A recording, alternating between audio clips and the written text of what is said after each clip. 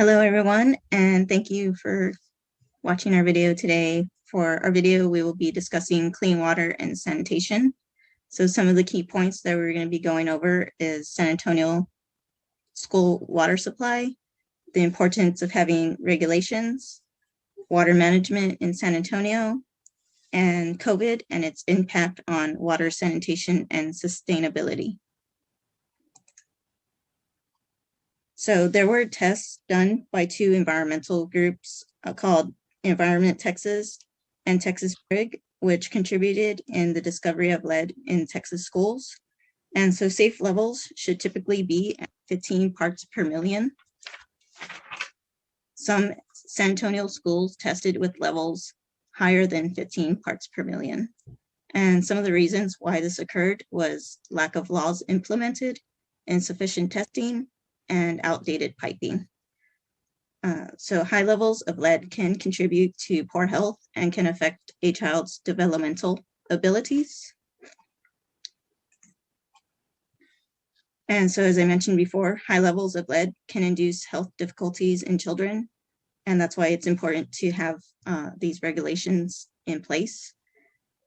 In response, the city took action and introduced a policy into the Texas State of Representatives. That policy was called HB 2998 bill. And this bill would make assurances that the level of lead did not exceed 1 part lead per billion. So now I'm going to hand over our presentation to my classmate, Kimberly. All right, so I'm going to go ahead and share my screen. And all right. Okay, so since we're talking about water sanitation, I thought it would be important to look into the company that is making sure that our water in our city is protected.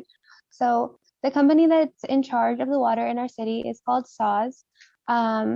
SAWS implements policies that prevent, detect, and reduce environmental pollution in our drinking water supply. They ensure the quality of Edwards Aquifer, which is our main, water supplier.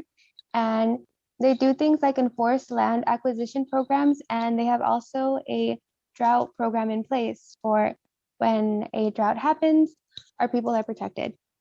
And my next slide is about COVID and its impact on water sanitation and sustainability. The CDC recommends that most people wash their hands as it's the most efficient way to fight off COVID. However, so many people don't have access to clean water, and so because of that, a lot of people aren't able to protect themselves efficiently. And I think it's important to look into how so many people die every year because they don't have access to clean water. The World Health Organization estimates that unclean water and poor sanitation caused about 829,000 deaths in 2016. COVID has set back the SDGs 6th developmental goal back significantly. Other than health hazards, secondary impacts like buying water bottles or panic buying just things in general has really been negative to our environment. And support to water supply and sanitation service providers to prepare emergency plans and ensure continuity of water sanitation is really important so that if anything like this ever happens again, our water is protected, our people are protected, and no one has to die because water isn't clean. So yeah, thank you guys so much for watching our presentation.